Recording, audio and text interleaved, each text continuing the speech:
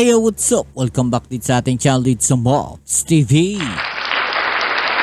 Alright, so tayo nagbabalik ulit mga tol, mga kababayan, no? At ngayon ay pag-uusapan natin. Etong China ay naghahanda na nga ba para sa isang malaking gera, no? O isang digmaan mga tol, no? Eto ang ating pag-uusapan ngayon mula sa channel po ni kapatid na John Reps mga tol.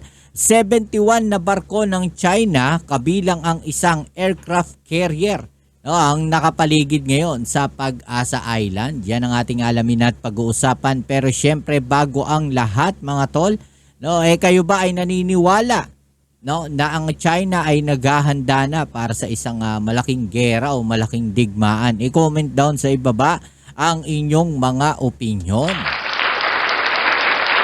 At syempre kayo aking niimbitahan, paki-subscribe naman po itong ating isang channel, no? Itong ating channel na nandiyan dyan po sa gilid. Okay? Frontline News PH para sa mga latest news update mga tol. At baka magkaroon din tayo ng reaction video dyan mga tol. Alright, at syempre sa mga bago pa lang dito sa ating channel, please don't forget to subscribe, like, share at comment dyan sa comment section. 1 view, 1 like po sana at wag na natin patagalin, umpisahan na natin to. Let's go. Naglabas ng bagong utos si Chinese President Xi Jinping na nire-rebisa nito ang mga panuntunan ng mga bagong regulasyong militar na nakatuon sa kahandaan sa labanan o digmaan sa gitna yan ng lumalaking tunggalian sa rehiyon. Nako, nag-utos na, no, si Xi Jinping. Okay, so parang bagong regulasyon para sa paghahanda raw di umano sa isang gera o digmaan. Handa na nga ba sila, no? Para sa isang gera o digmaan. Pero syempre, mga tol, sa nakikita natin ngayon, parang gumagawa na lang sila ng sarili nilang ingay. At ang ginagawa na lang nila, nagsasarili na lang sila. Bakit ka mo nagsasarili? Wala kasing bansa na gustong gumawa ng joint military exercise dyan sa China. Hindi kagaya sa Pilipinas, napakaraming bansa ang pumupunta rito para magkaroon ng maritime exercises, no, military exercises. Iniimbitahan pa yung ating Air Force sa ibang bansa para sa mga exercises, di ba? Pero yung China, no, wala hong gustong kumbaga sa makipag-collab. China, di ba? So, sa Taiwan, Japan, meron, no? Australia, New Zealand, France pumupunta dito, no, para sa isang military exercise, no, maritime exercises. Pero sa China, wala po nag-iimbita. Nagsasarili na lang sila, di ba? Kaya nga pumupunta sila sa New Zealand pa Inaprubahan naman ng Amerika ang exemption para sa defense aid sa Pilipinas upang bigyang diin ang patuloy na suporta nito sa bansa. At sa ibang balita, 71 na mga barko ng China ang namataan sa Pag-asa kung saan mayroon pang nakitang isang aircraft carrier. Kaya antibay, no? May aircraft carrier na ngayon sa Pag-asa Island. Ang tanong, matibay ba yung aircraft carrier na yan? No? At anong ginagawa niyan dyan sa Pag-asa Island? Okay? At para malaman ang buong detalye ay tumutok at makinig na mabuti. John Rep, shoutout sa iyo, tol.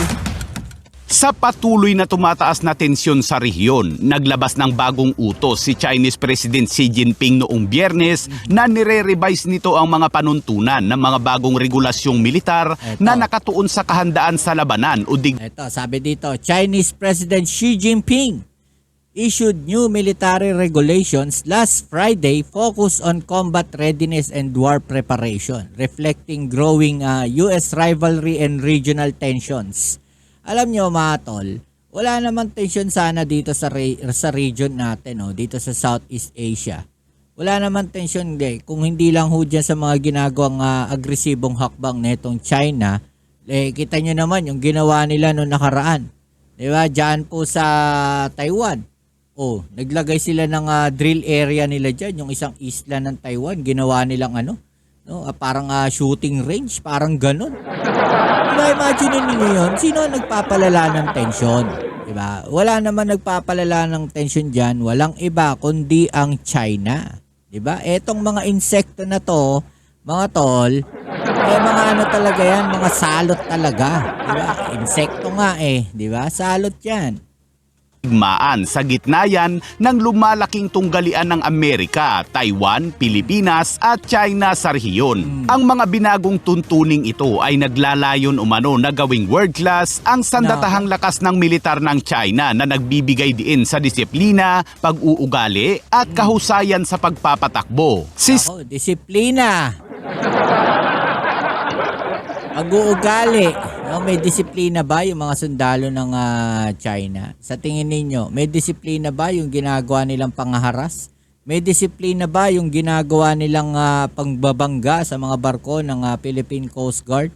May disiplina ba na masasabi yung ginagawa nila dyan po sa Taiwan, sa Japan, yung pagpasok nila sa territorial waters ng EEZ, ng New Zealand?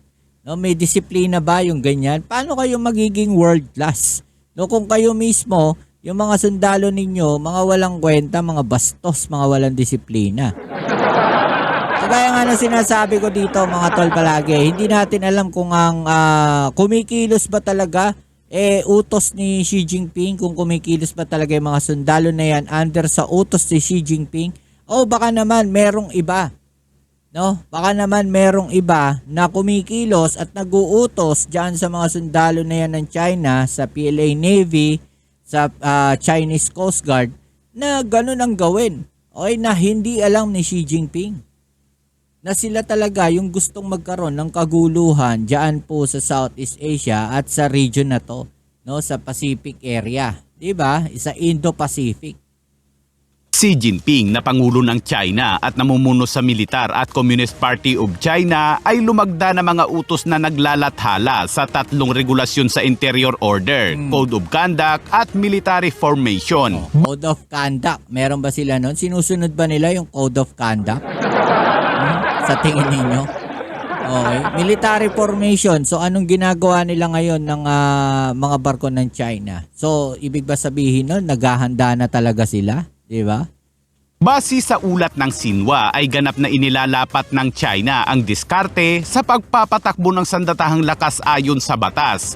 Ang mga binagong tuntunin ay naglalayong isulong ang isang mas standardized na kaayusan sa kahandaan sa digmaan, pagsasanay, operasyon at pang-araw-araw na buhay. So kaya ba dumadami yung mga PLA Navy sa Indo-Pacific at dito sa Southeast Asia? Kaya ba lagi silang nagta-target shooting? Ganun ba? Talagang may preparation na nagaganap. So talagang may plano itong China na sakupin o maghasik ng gulo dito sa area na to. O sakupin ang malawak na teritoryo dito sa Southeast Asia at sa Indo-Pacific region. Parang ganyan yung ginawa ng Japan during World War II. Diba, kung maaalala natin, talagang sila full blast. Diba, ang lawak nung nasa akop nila. Ganyan ba? Pero sa tingin ninyo, magagawa ng China ngayon yan? Negative na ngayon yan dahil sa lakas ng mga armas na meron ang Pilipinas at mga kaalyadong bansa nito na siyang tutulong sa Pilipinas, sa Taiwan at sa Japan. Okay, so kung ano man ang gagawin o plano nitong China, mga tol, sigurado, mahaharang agad, ma-anticipate. Kahit pa nakakalusot sila ngayon, doon sa kanilang mga pinaggagawa, hindi naman nagpapabaya sa depensa yung mga bansa na yan. Narinig mo kabayan, paghahanda daw sa digmaan. Ang revision sa Military Code of Conduct ng China ay pinipino ang mga patakaran para igawad ang mahusay at parusahan ang mga lumalabag sa pangkalahatang mataas na command ng People's Liberation Army, Navy, Air Force, pati na rin ang mga paramilitary forces nito. Mula nang umupo sa kapangyarihan si Xi Jinping noong 2012 ay nagsagawa ito ng malawakang anti-corruption drive kung saan 50 matataas na opisyal ng militar kabilang ang 2 ministro ng depensa ang pinarusahan nito dahil umano sa mga paglabag. Ang China ay nahaharap ngayon sa tumataas na tensyon sa rehiyon dahil sa mga pang-aangkin nito sa karagatan ng Pilipinas na suportado ng Amerika at iba't ibang mga bansa. Ito yung sinasabi natin, na simula ring umupo itong si Xi Jinping, mga tol, talaga namang lumawak yung kaguluhan. Yung pagsakop nila na kung ano-ano yung kanilang mga ginagawa, 'di ba? Cyberbullying, masasabi nating cyberbullying dahil gumagawa sila o nag-i-issue sila ng mga fake news. 'Di ba? So yung gobyerno ng China walang pakialam doon eh. 'Di ba? Parang pabor pa nga daw sa kanila 'yon, 'di ba? Kasi nga nade-demoralize nila yung ibang bansa. No, yung mga mamamayan ng Pilipinas na lang kamo. Oh, 'di ba? May naniniwala na ngayon gusto na nila maging probinsya tayo ng China. 'Di ba? Ganun ang ginagawa nila. Nagpapalaganap sila ng fake news. Yan yung ginagawa ng China. O ngayon dito sa atin, pagka may mga fake news no na nilalabas tungkol sa China at sa West Philippine Sea, sa Pilipinas laban sa China, nagagalit pa ata sila. Well, may limit naman, no? Hindi naman lahat fake news talaga, di ba? Pero syempre, mas maganda nga siguro yung ganun para natatakot din tong China. Labanan na lang sa internet. Inaangkin din ito ang Taiwan bilang bahagi umano ng China at bukod pa dyan ay mayroon din itong alitan sa dagat ng Japan kung saan inaangkin din ito ang Senkaku Island na kontrolado ng Japan. Unti-unti namang naging normal ang relasyon ng China at India matapos ang kamakailang pagresolba sa mahigit 4 na taong mga standoff ng mga militar nito sa Eastern Ladakh. Malinaw sa inilabas na ulat ng Chinese media na naghahanda ang China para sa isa umanong digmaan sa rehiyon. Totoo naman kaya yan? O baka pananakot na naman ng China yan?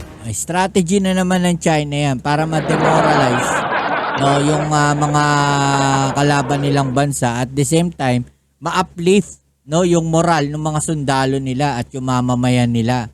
Ganun lang naman kasimple yun eh. Kailangan gumawa ka ng hakbang para mapapabor mo sa'yo yung mamamayan mo. At isa siguro ito sa pinaplano nila para mas marami silang mamamayan na napapabor doon sa mga ginagawa nila. Ganun lang kasimple 'yon. At sa ibang balita naman mga kabayan, good news dahil inaprubahan ng Amerika ang exemption para sa defense aid sa Pilipinas at Taiwan. Mula nang umupo kasi ang administrasyong Trump ay itinigil nito lahat ng US foreign assistance aid sa lahat ng bansa para sa mga pagsusuri. Yun yung sinasabi natin. Bakit itinigil? Para mapag-aralan isa-isa. Diba? At ngayon nga, ibinalik na rin nila.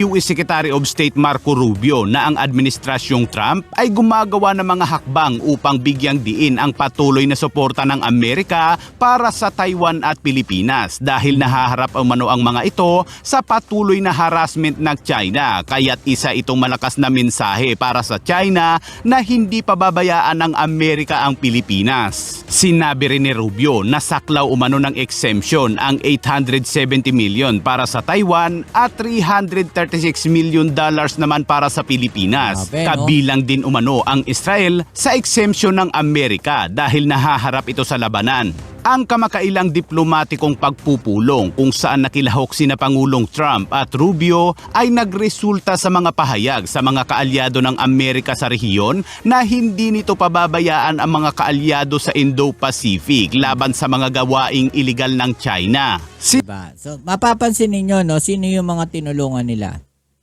Okay, Taiwan, Pilipinas. 'Di ba? Kasi yan yung sa area natin mahihina. Bakit nila sinuportahan yung Israel? Dahil nga may nagaganap sa kanilang aguluhan din. 'Di ba? Pero yun sa Japan, bakit din nila sinuportahan? Medyo steady pa kasi sa Japan eh. O bakit yung ibang bansa hindi rin nila binigyan ng ganito mga exemption? Siguro nakikita nila stable pa yung sitwasyon. Hindi kagaya dito sa mga areas na to, medyo mataas yung tension, at posibleng talagang magkaroon o may sumiklab, 'di ba, na isang kaguluhan. Sinabi rin ni Rubio na hindi umano papayag ang Amerika na magibabaw ang China sa Indo-Pacific at hindi nila pinapayagan na magkaroon ng komersyal na relasyon sa rehiyong ito. At sa update naman sa West Philippine Sea mga kabayan, ayon sa inilabas na monitoring ng Sea Light ay umabot na sa 71 ang mga barko ng China sa Pag-asa Island. Sa satellite image na kuha ng Sea Light, 69 dito ang barko ng Chinese Maritime Militia vessels, isang China Coast Guard vessels at kita rin dito ang isang aircraft carrier ng China. Okay, so ito mga tol, naalala niyo yung sabi ko noong nakaraan? Sa mga nakaraang vlog natin, ang marami sa kanila, hindi Coast Guard, hindi Navy. Ang marami sa kanila, Chinese Maritime Militia Vessel. Yun ang marami sa China.